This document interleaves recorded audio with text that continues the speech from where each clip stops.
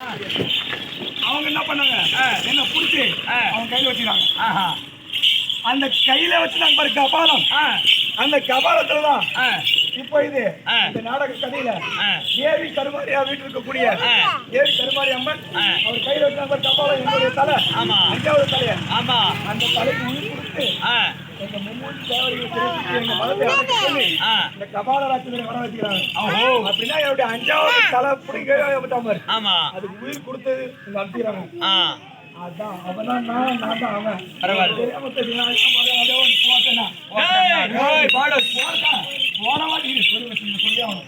போன வாட்டி நாடகம் நடத்துறோம்.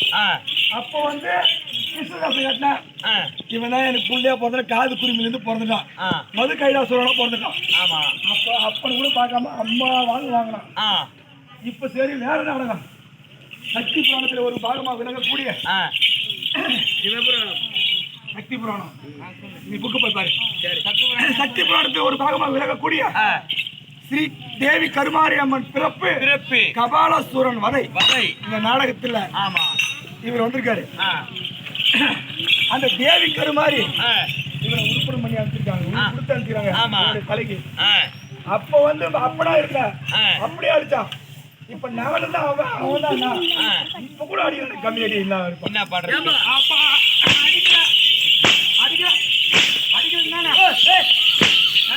இப்ப வேஷம் மாத்திர பார்த்தேன். கிருஷ்ணதாசன் கொடுத்தாதான் அடிக்கிறான் கம்மி அடி பையன். அதனால பிரம்மா ஆடுறான்னு மாத்துறேன். பிரம்மா ஆடி வந்தாலும் என் உருங்க வந்து என்கிட்ட தர போகுது.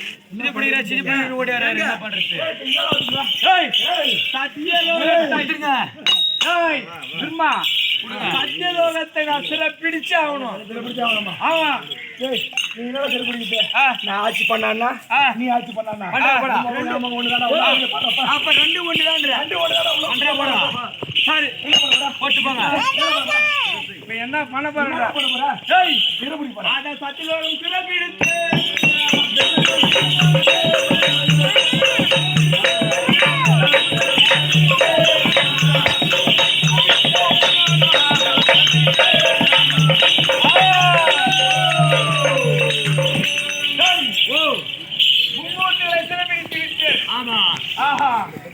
இப்ப என்ன பண்ணணும் தெரியுமா?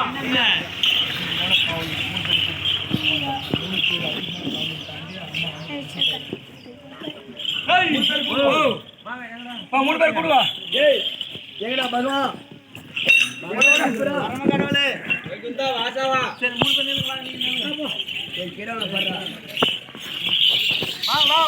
வைகுண்டா ஆமா அண்ணா வைகுண்டா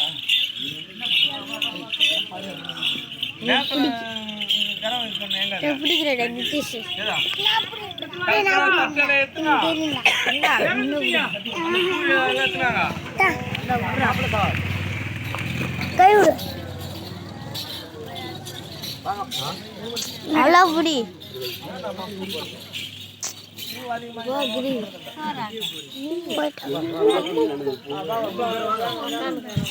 நேரம்